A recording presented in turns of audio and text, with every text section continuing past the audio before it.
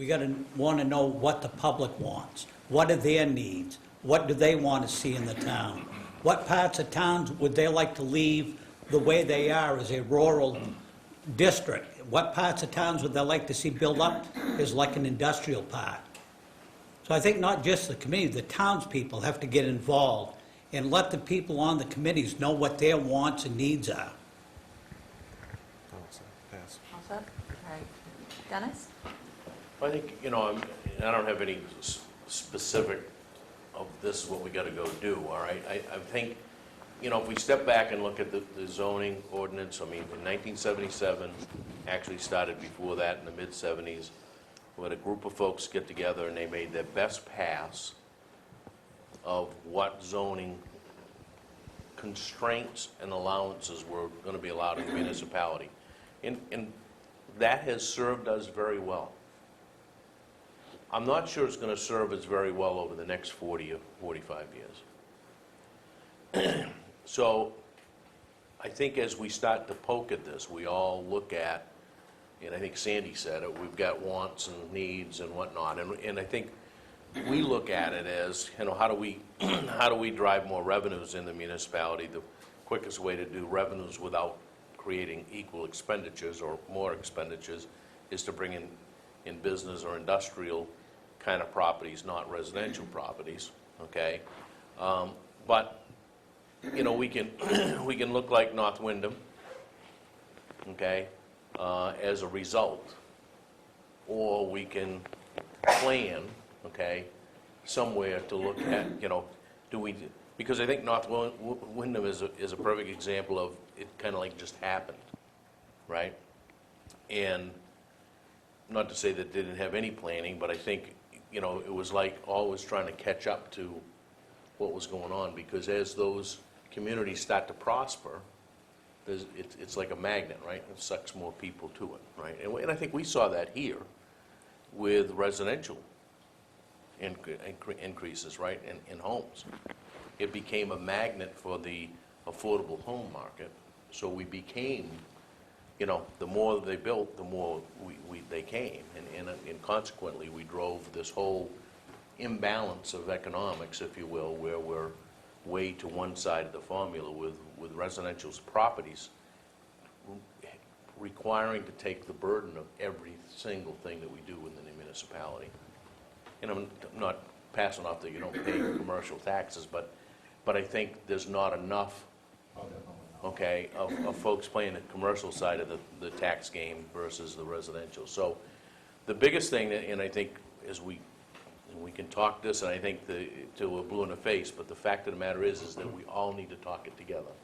And that's, I think, our responsibility is to drive this thing so that, because you can have the perfect storm. Economic Development Committee is out charging full ahead, doing everything they want to do. They got all these leads and connections and all of this good stuff.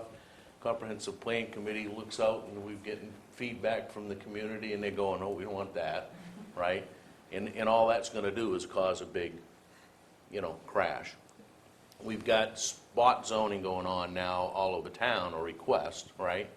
And I'm not saying it's not the right thing to do, but we're now starting to see more and more of that where, my lot is this, I want to extend it to the village zone, or let's extend the village zone, or whatever the case may be.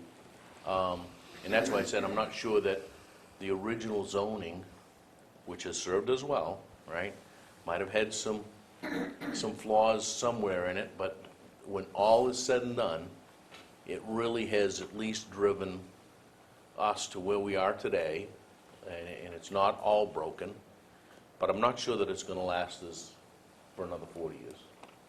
We need to start looking at how do we start to adapt some areas within the municipality that are more focused towards specific functional issues than they are today, so that we don't have the commercial store and the residence next door and the commercial bar and the residence next door, and because I think all that does is continue to exacerbate the problem. Right? Gordon? One of the questions I was asked on candidate night was, why do you want to be a selectman? And one of my responses was, I'd like to see some businesses come into the community so that the taxpayer does not have the burden of, financing the entire operation of the community, that they can have some relief. I think bringing businesses into the community is an excellent way of doing that, but I think that has to be controlled growth. And I echo a lot of sentiments in here from people that there are a multitude of individuals that want things to stay the same, and some that would like to see some change, and we've got to try to find that happy medium. I sort of look at a meeting like this, or this whole plan, as like an orchestra. And we've got the planning board, that's the wood section, and we've got the Waterboro Business Network, they may be percussion, and we have the other group over here, the comprehensive plan, maybe the winds and so forth, and each of them are studying their particular sheet of music, and it's up to us as the conductor that has the leadership to try to bring all these different sections into play so that we're all operating off the same sheet of music, and the end result is that we have a symphony that we can all be proud of. Using that analogy, it's extremely difficult, because I know that I think it was Tom that mentioned that we need to try to keep our young people here. Well, this is not just a problem for Waterboro, this is a statewide problem. All of our college graduates and everything are going out because the job market overall in Maine isn't that enticing. I mean, we look around and see all the businesses that have moved out because of rising fuel costs, the taxes. The school situation is certainly bad. I don't know if there are some people that weren't here when I did a very brief presentation on a meeting we had tonight regarding RSU 57. And, as difficult as it is for us to have 80 some odd cents of every tax dollar go to the school, the very, very sad part about it is that Waterboro ranks last in the cost per student money outlay. And, this is, again, that I think you hit it right on point there when you said that we've got to get our legislators up in Augusta to get on the ball and, bring some attention to this so that we can see some changes in the formula for funding, because quite frankly, I think we're getting the shaft on that. The other direction. I think that Waterboro is having a lot of growing pains right now, and we're having some difficulty trying to deal with that. Like at any time that there's growth, whether it be slow or whatnot, and we're starting to address that.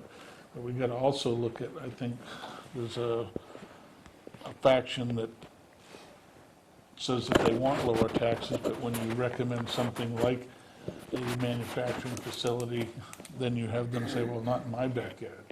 So we've got to try to defeat, or at least come to compromise with that type of mentality as well, that, there, with any situation, there's some trade-off. And I agree with Sandy that the change is going to be inevitable.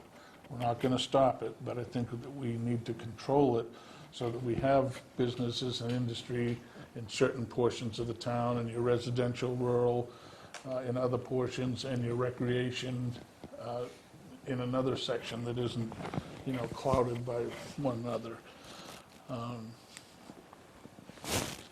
I think this meeting and others like it should give us the roadmap for that. The problem that I see with our community is that we're unbalanced. We have folks out there that, they're complaining about their taxes and how high the taxes are, but on the other hand, they're complaining that there's not enough services within the community. They want our community to stay rural, but they want more opportunities closer to home. So I think a lot of it goes to what Sue was saying is the buy-in. It's educating the public into what are the benefits if we start making some changes to our community to make the quality of life for the people that live here and the businesses that we potentially want to bring into the community more attractive. I think we definitely have some untapped resources within our community. We're almost at a point where we could have just a blank slate and start fresh. We know that for every home that gets built into the community, it's an increase to our taxes. It's going to mean, probably more children in the school system, more needs on services within the community, increased need to maintain our infrastructure. But the tax dollars that we're collecting from those residents are just helping us to scrape by. And it's like what Leo said, there's nothing, we can't start building a better future because we don't have the money to invest in that future. And so what I see is that we need to find a way of balancing out the community, balancing out the residential, balancing out the business, balancing out the tourist piece of it, because we do have those untapped resources that we can tap into. And I think if we did that, we could have that rural community that has a lot to offer and start helping us bring in some funds so that we can bring on the more services and start, people want the town hall open again for the 40 hours a week and start bringing some of that back. And then once we kind of do that, and it does need to be in a very controlled fashion. I think the 2020 plan, doing the community meetings that you are going to be doing, the feedback from the meeting with the seniors, that was really interesting to read what some of our senior citizens want in the community or don't want in the community. And I think what surprised me more about it is how many of them want to change as compared to how many of them wanted things to stay the same. And if some of our senior residents are willing to acknowledge that we need to have some changes in our town, how do we build that roadmap and then sell it to the rest of the community? So I think it's all about finding that balance and then selling that balance to the community. Nancy? I think everybody's on the same map. They're just got to figure out how to go from point A to point B. I mean, hearing everybody needs the same information. And what brings to mind is, Tom, you remember that survey that I brought in, the questionnaire? I went to one of the Mainers ball games, and they were passing out a questionnaire. It was 2-page. It was very well. And I mean, the way that they handed it out was nice. If you didn't want one, they didn't force it on you. They just asked. Because I took one to bring. But they had, the questions on it was phenomenal. I mean, one of them sticks out as what you want for a restaurant, and they list every kind of restaurant. They didn't leave it blank, but they had a lot of choices for the people to pick out. And I gave it to Tom, and I said, wow, this was great, and it could be retrofit for Waterboro. And it would be information that all the committees could use. It was really, really a good questionnaire. Where would you like to see businesses? What would you like to see? I think was theirs, wasn't it, Tom, the village zone, what they would like to see in the village zone?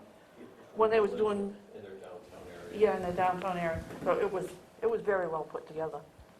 So that could be something that all the committees could look and put together. I mean, you could do it at a town meeting, pass it out, any gathering. But yeah, it was pretty good. Tom can probably give you copies of it. I'm sure he has it filed away. Is that by chance what you built some of your questions on? Well, if I may respond to that, I think Nancy's onto something that's really valuable. When we go to meetings like this, I don't know, I like to go home and feel good that we were up at bat and we got to at least first base, maybe we got a double. I like what I hear from Nancy tonight, because that's part of an action plan that can solve a lot of the issues that we're talking about tonight. We want buy-in. Before you get buy-in, you've got to get feedback. Before you get feedback, it's not the answers. See, a lot of people come to the table with the answers. It's good questions. And if you can create a survey, and survey vehicles are very valuable. I think, looking at it from a planning perspective, we need two types of surveys. One that addresses the business community, and WAB has worked diligently on that and is just about ready to move that forward. In addition to that, some good solid questions as to what type of businesses, because then we clear the air about, as John said, how can we have a coexistence of a semi-rural community, we're at the semi-rural stage currently, and good businesses? How can they coexist? And one of the ways of doing it, as Nancy has suggested, and as many municipalities larger than us have done, is they've created solid questions with a whole list of answers and then had people pick them. And if it's not there, then you fill in the blank. The key there is making sure that we get a large enough sample. If we have a sample that's only, 20, 30, 40 people deep, that's not good enough. And I don't know if it's possible to get it to every taxpayer. In the past, some communities have submitted the survey with their tax bills. So that way everyone at least had that opportunity. Now we've got electronic ways of doing it also. And so if we could get that, first conceive the questionnaire, so it asks good solid questions that link 2020 economic development, political needs, economic needs, and weave that all together, give everyone the opportunity to respond. And I think that's a critical piece. If we only get a sample of 30, 40, 50 people, I'm not sure that's good enough, because we may miss the opportunity for the majority.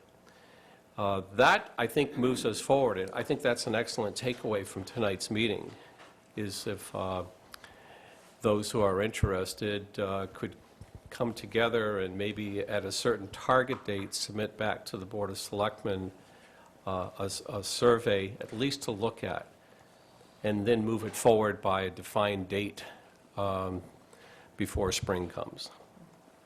Then we'll have some good questions and good answers. And I will have to say also, on my way out, I was kind of looking at the trash cans. There was very few of them thrown away. Yeah. That I figured when we came out there, I go, watch this, the trash cans are going to be full of these surveys, and they wasn't. Very few of them. John?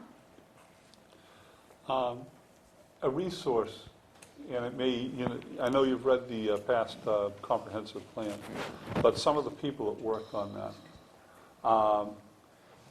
I hear a lot of what people are saying said 8 years ago, 15, 16, 17 years ago. And a lot of it, and as you talk to the public out there, you're going to probably have a little bit different information than you had 8 or 9 years ago, a little bit different than you're going to have 15 years ago. But there's going to be more the same than there is different. So in getting that information from people, and getting the information from some of the people that worked on the past comprehensive plan, okay, this is what the vision was. It was maybe not articulated really well, but there was some fairly specific things said about the types of businesses, where the businesses should be, where the development of town should be along the corridor of Route 4 and Route 5, 5 out East Waterboro, 4 between East Waterboro and South Waterboro, in South Waterboro Village, that this would be the governmental center here, and which in a sense is happening. Those types of, and then what are the more sacred rural parts of town? That may have changed. But there were probably 85 people involved in some of that, in putting all that together. So you're going to get some of the same same things. What I just don't want to see happen is the last time we said, well, the last comprehensive plan, nothing happened afterwards. Not with this one. Well, guess what? What you had is a comprehensive plan update committee that was set, that was going to keep it going. There was one member of it, no one else got on it, and it died. On the other hand, what happened on the first one and what happened on the second one, those people that became involved in the development of this plan, there's some people on the planning board, et cetera, it did, even though it wasn't structured, it carried over anyway. Some of those parts of the town that said this is a good rural, want to keep that rural, it has stayed in that dimension. And some of the development, say in developing businesses and promoting that along the Route 5 202 corridor, that has happened. The school was built in the zone that was looked for government.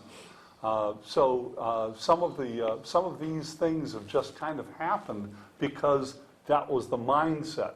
But this committee here, that I would say, is you don't want to, you want to come back out of here with an action plan. And I think, I think one of the things that they talked about is in developing these plans is what direction is west, okay? In 1849, we're going out to California for the gold rush. Okay, keep the wagons going west. Okay, we got a river here.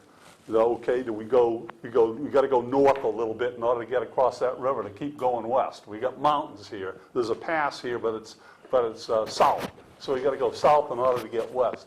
So we're going to have to do some south and some north movements in order to keep going west. But everybody here has got to understand what west is. What west is developmentally, what west is culturally and socially, what people want. They'll tell you what west is. Now, as you develop that action plan, when do you go north in order to go west? But the thing is you don't have some people going back east again. We all agreed that this is west, what it is, and how now we're going to get exactly how we're going to get there. What we did before is we got a fairly good development of where west was, culturally, socially, development, business even, but there was no real year-by-year plan as to how do you monitor and make sure that the wagons are still going in that direction. And that some group isn't trying to turn them back east again, So anyway, if there's several people that worked on that, if you want to get the more specific stuff that was said, so that if you find yourself kind of going down that road again, and some of it is going to happen when you meet with your people, the townspeople, some of them are going to say the same sort of thing you heard probably 15 years ago. There's going to be some differences, but a lot of that's going to be the same, and say, okay, now what are we going to do with it, David? Could you repeat that, John? Didn't make any sense? Well, it did. I guess I see that one of the hardest things is to get people to buy into this. And how do you get, and you won't get a lot of people, but you need to get some key people in our community to help assist and to help us on our objective. I liked what Tom said about getting into the Maine lakes and mountain region, which makes a lot more sense than the beaches. But I travel in Oxford County a lot and going to work. And the one thing I noticed is that Brent Meadow Mountain was sort of a forgotten mountain, but it is a great hiking mountain. And Pleasant Mountain has, I'm going to guess, 50 or 60 hikers every week up there hiking. And, I think we need to expand on Osprey Hill, mountain, whatever you want to call it. I mean, if there's 20 people a week in your town, there's over 1,000 people a year. And we need to promote natural resources and kayaking, canoeing, or whatever, mountain biking. But that means some infrastructure too, as far as parking or trails and stuff like that. But long term, I think that idea will pay off, and it's just, it's one thing leads to another. And, I mean, somehow we just need to pull together and, to get this thing done, so. I'll just comment real briefly, David, on about the hiking on Ospey Mountain. The Land Trust now owns 70 acres up on the mountain and is making an investment in the spring of 2011, hiring the Maine Conservation Corps of Engineers to come in. Somebody's being hired for one day to come in and lay out a trail system, and then we'll be working with another organization that'll be coming in later on and working for a week to build the trail system. It's going to be about an investment for the first year of about $5,000 that the Land Trust is making, but there's one of those tourism pieces that we'll be able to promote. There'll be some parking and some rest stops along the way and whatnot. So, it's, and I guess that's one of the, maybe a communication. How do we get everybody to know that this is happening in your community? How many people know that there's been a dog park built on Federal Street? That's a change, and I think we need to talk better internally so that we can work together to promote externally. Well, I know the Brownfield, Burnt Meadow hiking trail up there has been promoted by the Portland Press Herald. I can't remember the guy's name, but he has probably done more for that area than anyone by writing articles. Jack?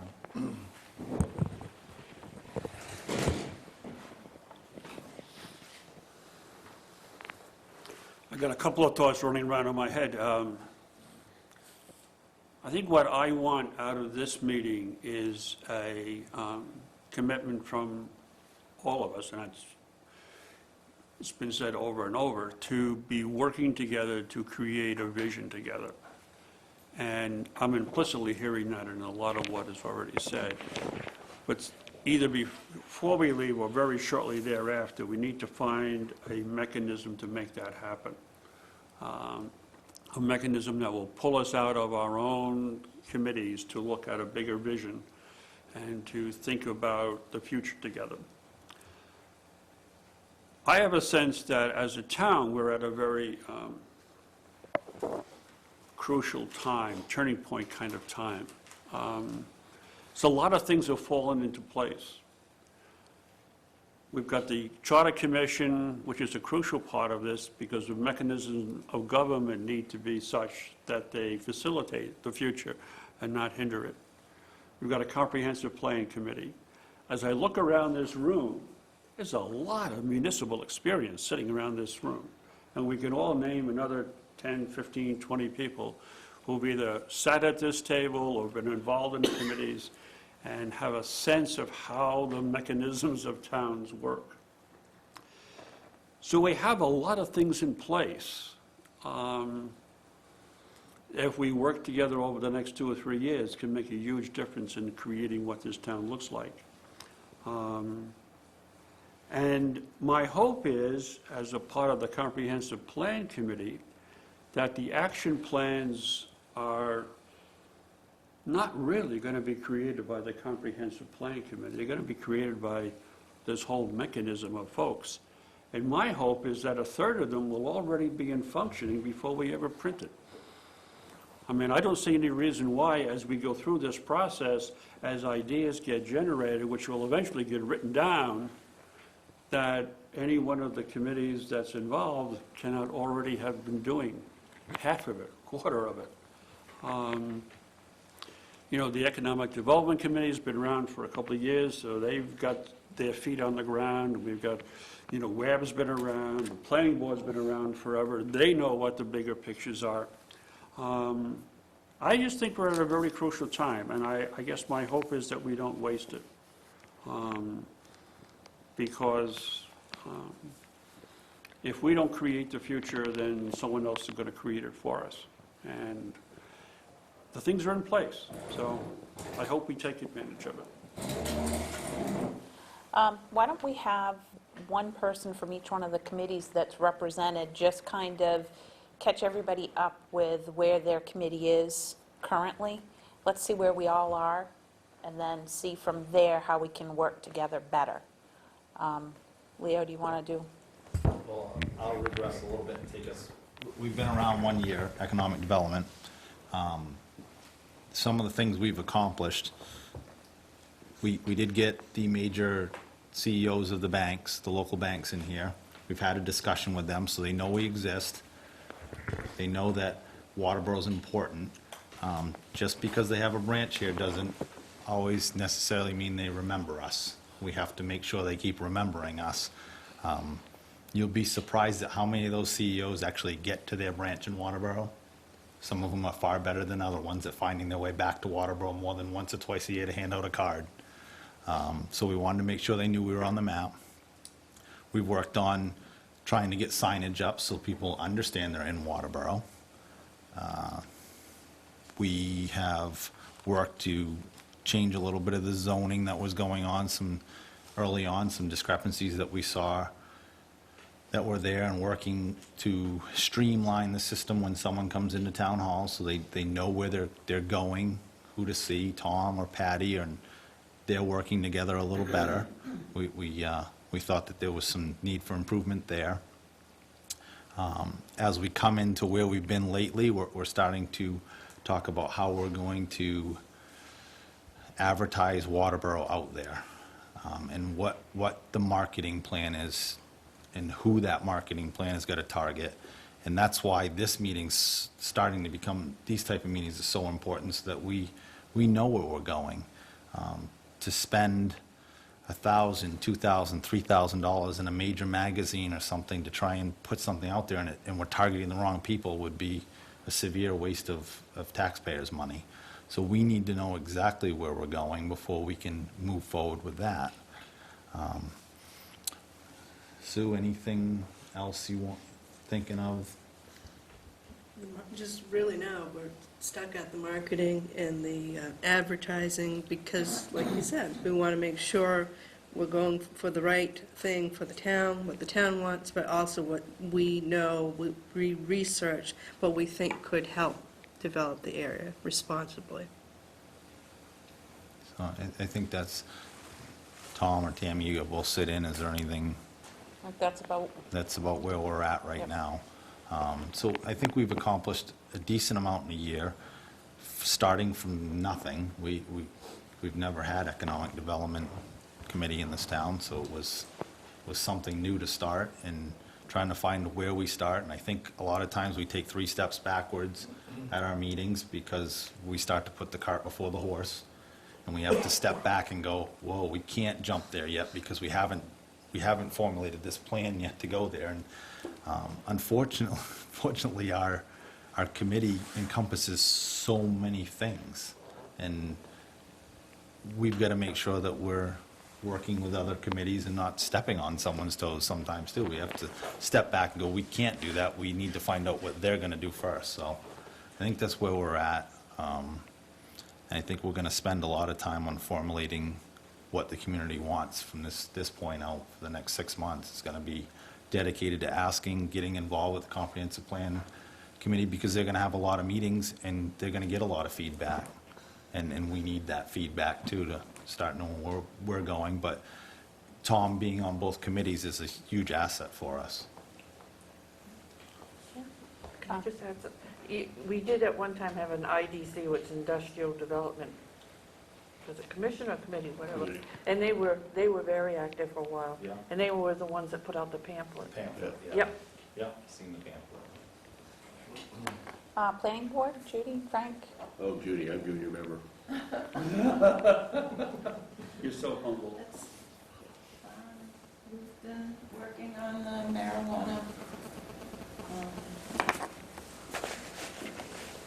ordinance, I guess you're calling it, the place where it should be and how it should be. Just, I know we're not likely to get such a thing, but that would also include methadone, which you can see that doesn't, we're not probably exempt from that. We do have some spot zoning requests, which I think we need to take certain areas and take a deeper look at them. We have several, well, at least 2 rather large subdivisions that I can think of, and wish people could find something else to do with their land that would bring in more businesses. But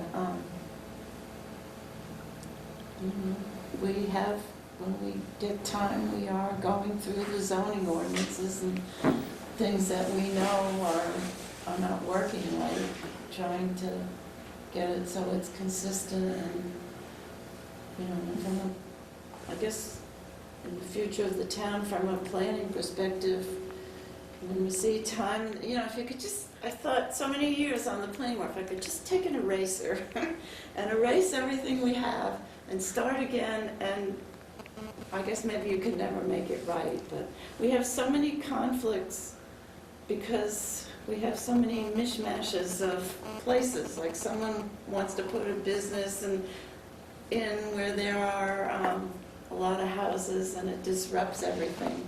And if we had I think if we're trying to attract new businesses, that one of the places we should start is a place for them to go.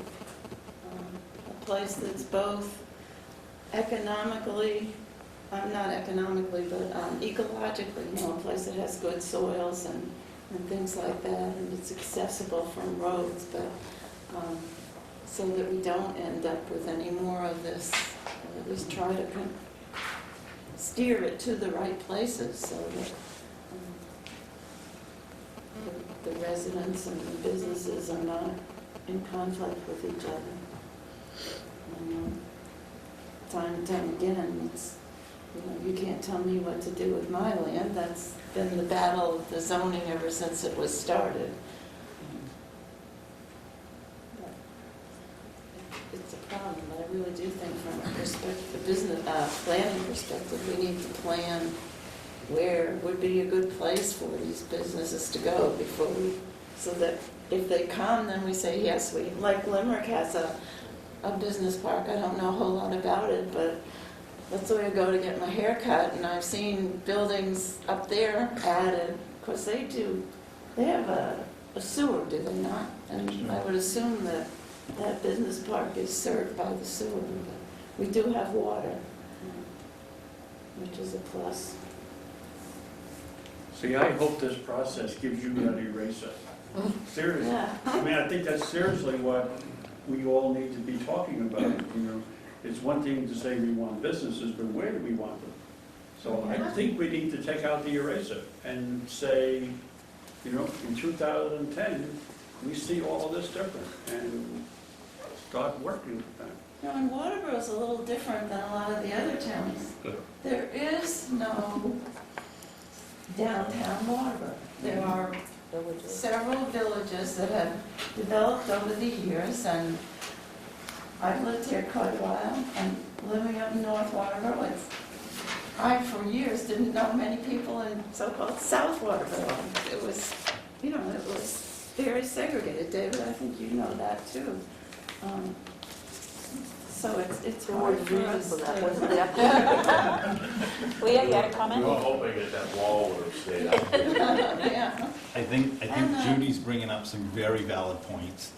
Another thing is, maybe I shouldn't say this in public, but you go to Alfred and they have beautiful old buildings and a nice town. You go to Limerick and the same thing. And Waterboro has been hit hard with fires.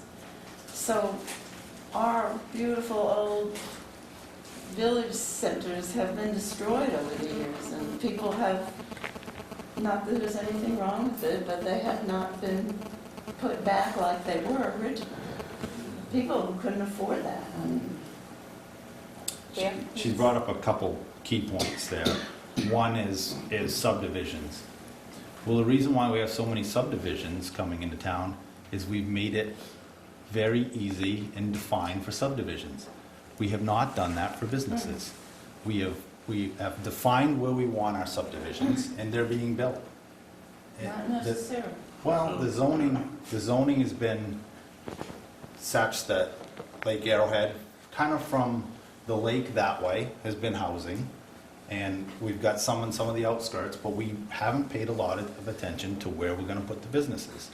And all the work has been, on the planning board, has been involved with subdivisions. There's so many subdivisions through the years that have come through.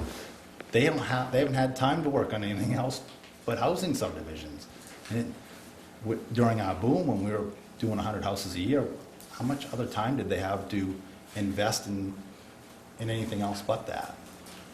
And when you talk about 5 villages, is this community has no heart right now. Where's the heartbeat? Where is the middle? Where do people go? We don't have that. And the comprehensive plan will work towards bringing that together, but the ones that I've seen call for 5 villages. It doesn't call for an inclusive town. It calls to have 5 villages with people spread out in different places and things happening there. And where is the center supposed to be? Where are we supposed to start out of? Where do people go to gather? What do we do? Do we have, I look at, we have the Taylor House property and the library put on a pig roast, and we sat there, a whole bunch of us after that, and go, boy, wouldn't this be great to have a bandstand here and have something going on a Saturday night where people from the 5 villages actually got together and felt like a community rather than 5 separate little towns.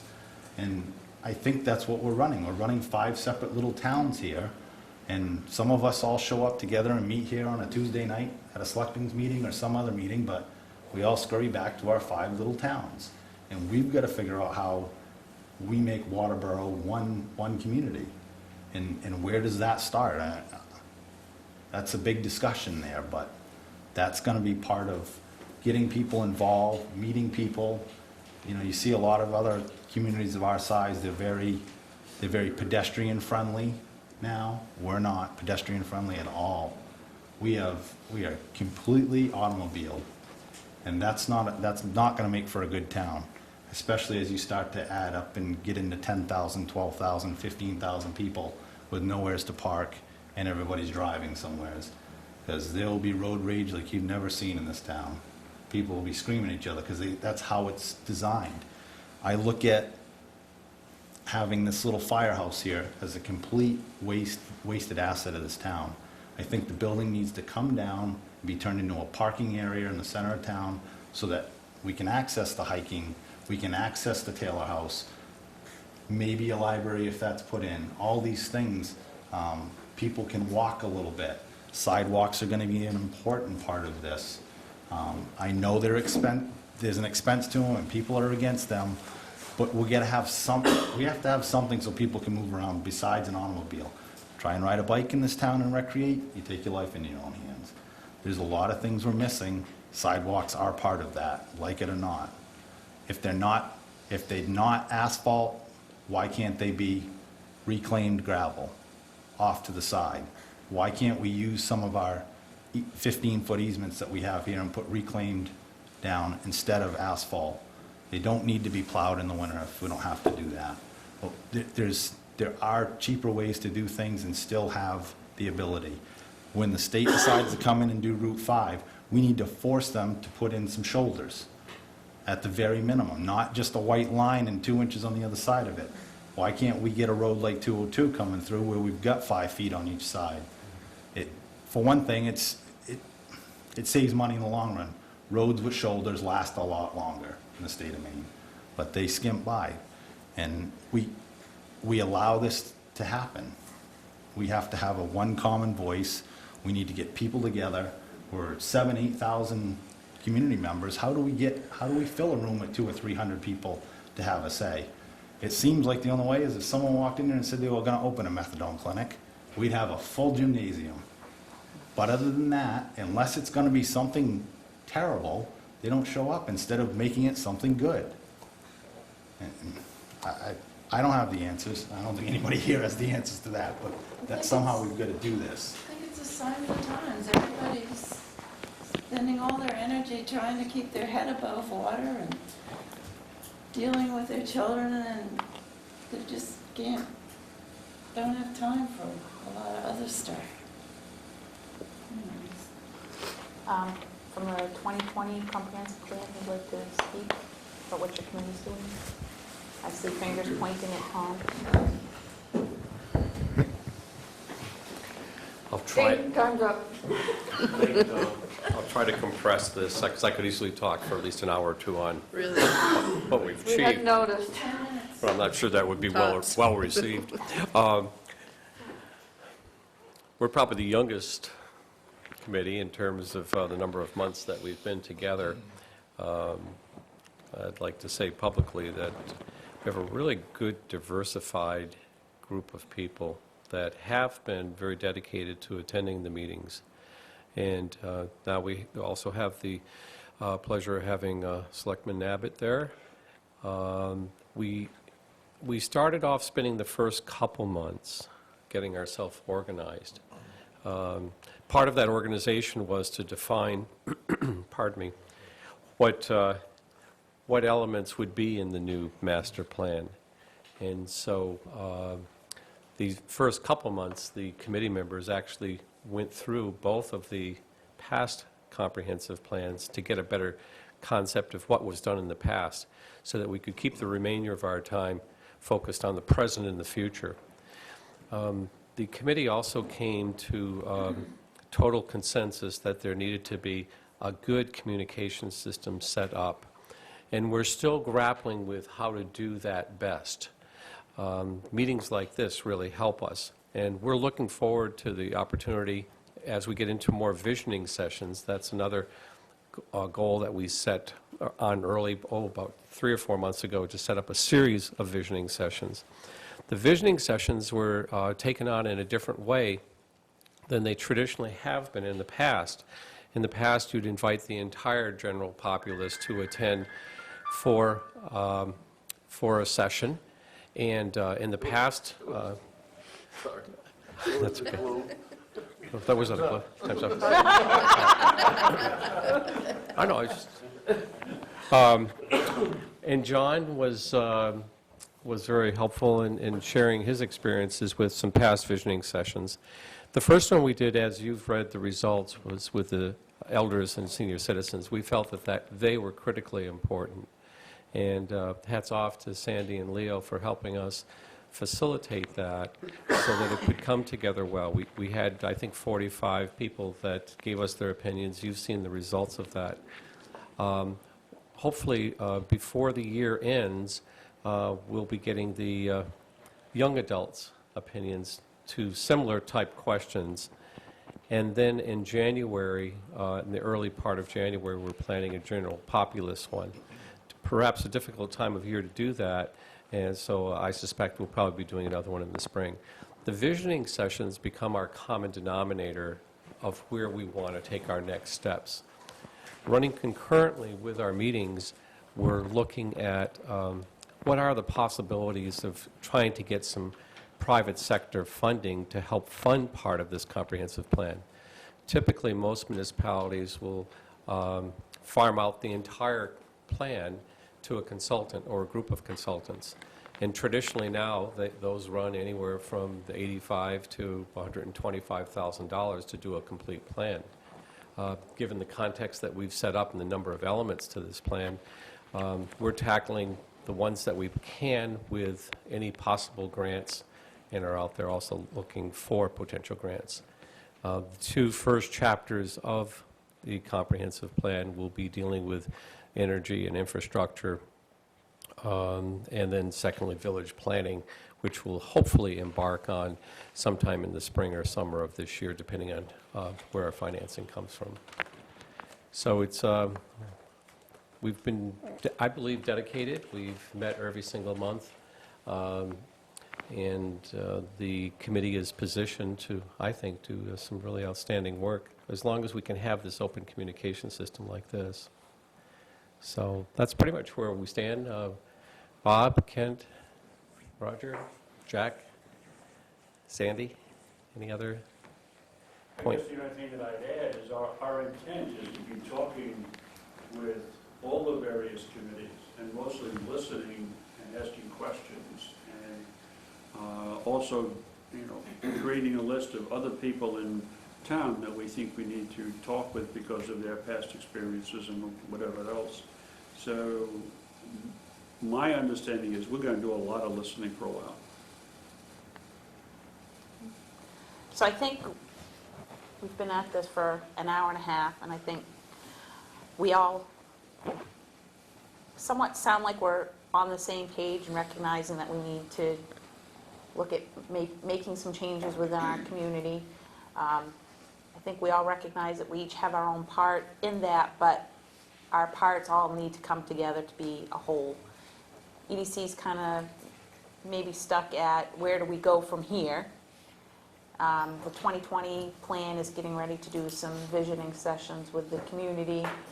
So maybe that's the next step, is getting us all to work together on some of those visioning sessions. And I think it's good for the Board of Selectmen to be involved as well, so that we all hear what the citizens in town have to say. And then the step from that becomes, all right, now that we have this information, how do we move forward and take what the folks in town are looking for and make it fit our community in a way that is economically feasible, hopefully for the betterment of the community.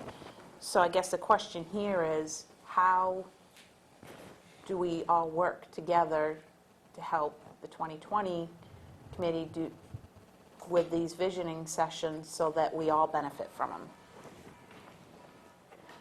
Your time is up, Tom.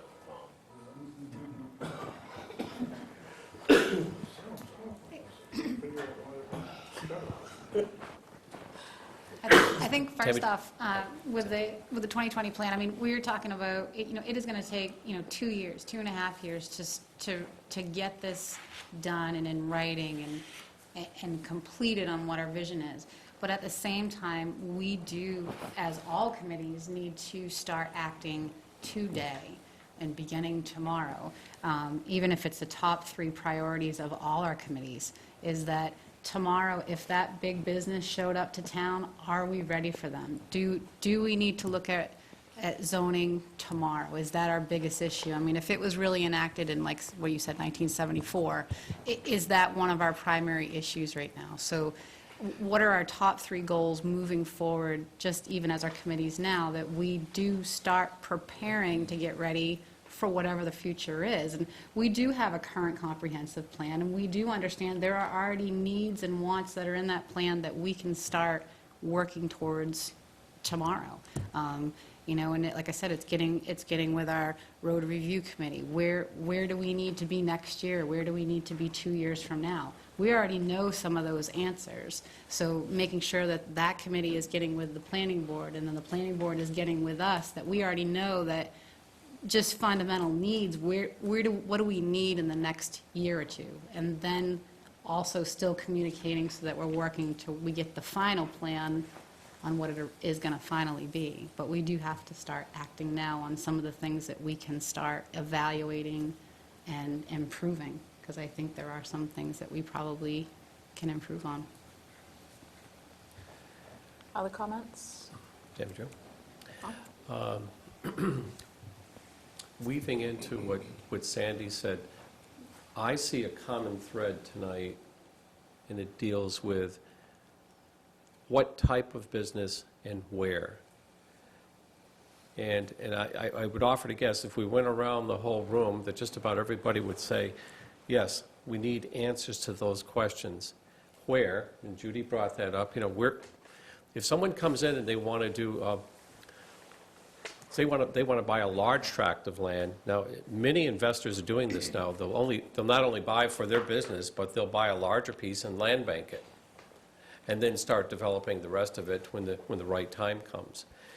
The questions that I have that I think are critical ones that weave into what you've been saying, Sandy, is let's determine that priority question, and I believe it is, where do we want to see business and what kind of business?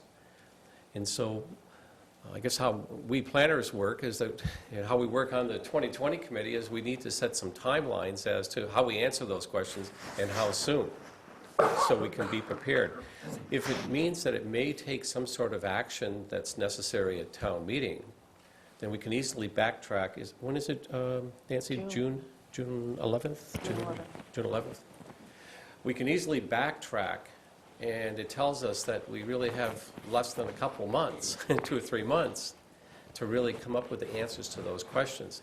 Because as a planner, the first thing that comes to my mind is, does the town want to have a public sector business park? Does the town want to have, or does the town prefer to have, a private sector business park? Or neither. And so until those answers come to the table and we have some sort of consensus on it, what will happen will be singular type development. The trends are pretty obvious. I've mentioned one of them earlier. The other trend is going to be foreign franchises. That's the next wave. Smaller Walmarts. The new wave with Walmart is to move from the big box to medium-sized box of 18,000, 20,000 instead of 40,000 square foot buildings. Are we prepared for that sort of thing? So we have a choice, and the choice is based on time. And my suggestion as a takeaway tonight is that I think we all agree that we need to make some decisions as to what type of business and where, but it needs to be tied to a timeline so we can move to the next questions. I wonder if it goes faster. You know, one of the things is you get a committee or a whole bunch of people with open questions. If there are some people that may have a vision that would step forward with their vision as to what building, what businesses and where, and then at least that stimulates other people to think yes, no, at least, or yeah, but. And but when you start in a big group and say, well, where do you want the business here, and what kind of business, and that's a that gets messy. It's a good point, John, and I'll throw out one that you can take home and put under your pillow tonight, and then maybe at our next meeting, we can have a consensus vote as to a yay or nay. Currently, safe businesses in this part of the country are biotech or pharmaceutical. Does the town wish to have something that is in the biotech or pharmaceutical type of business/industry in the community? And does that coexist? And in most cases it does, because usually they're in sort of campus-like settings. Does that coexist with the rural nature of Waterboro? Nowhere in our ordinances does it really define that. But that is a trend, and it's something we need to think about. So I'll put that on a table, and you can take it back home with you, and you can think about it. Let's talk about it next time, because there's an opportunity there. Diane? I would suggest that you have quarterly meetings like this. I think this has been very beneficial to all the committees tonight to do it. And the other thing is, going back to what you said, how many people know that the land trust did a dog park. Maybe we should all be receiving each other's minutes. I mean, I know we can go on the website and find it, but how many of us really do that? You know, but if they come through on our email, we're going to be more apt to read them, or at least I would think the committee chairman would be, so that they would be more aware of what the other committees are doing. That may be a form of communication between them. I think that could be pulled together with everybody's minutes for the month that we put in the one PDF file. Yeah, I mean, just today, it's gone. There's, expanding on a business thought, meeting with senior citizens, and it is a great business that was brought up, and I can see a spot for it being the gravel pit, Doug's gravel pit right over here by the town hall. Would be a assisted living and an elder care facility. Having both on a campus style setting, so that you have nursing home facility and elder care. Is quite a nice piece there.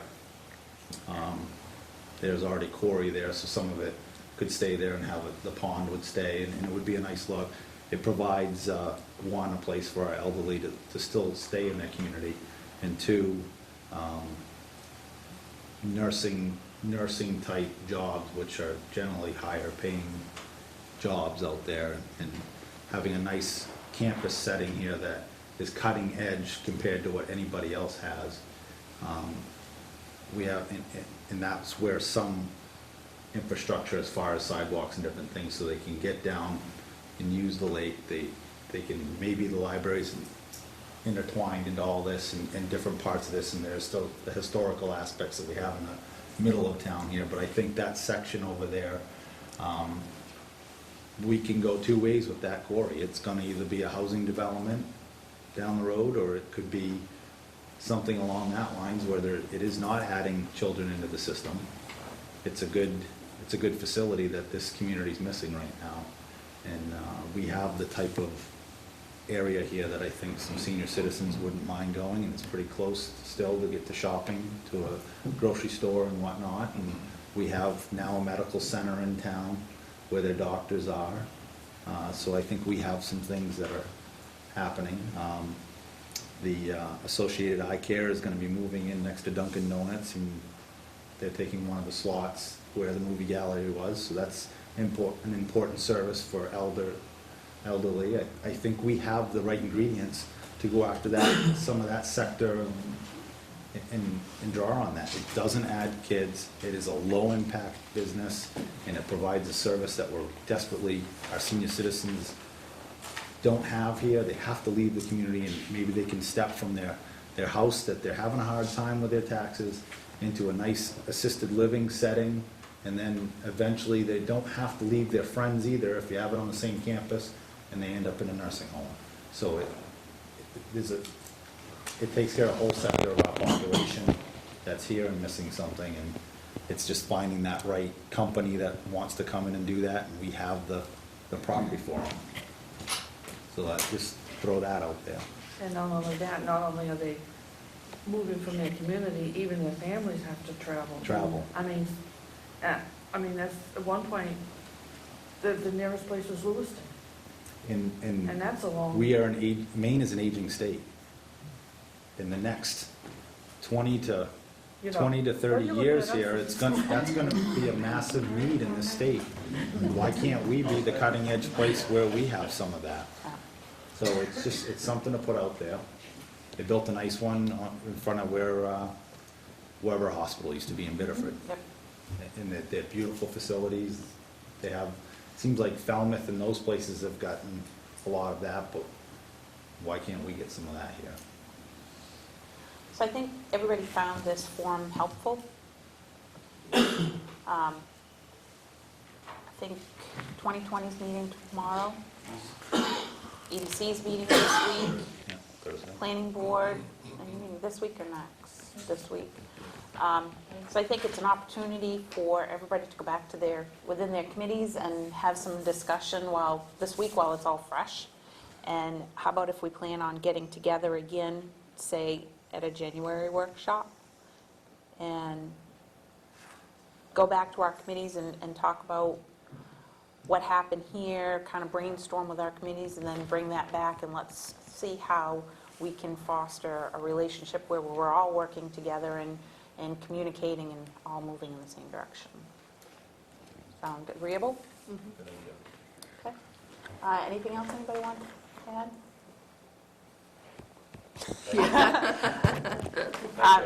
Yep, thank you very much for coming in, and we'll get together again in January.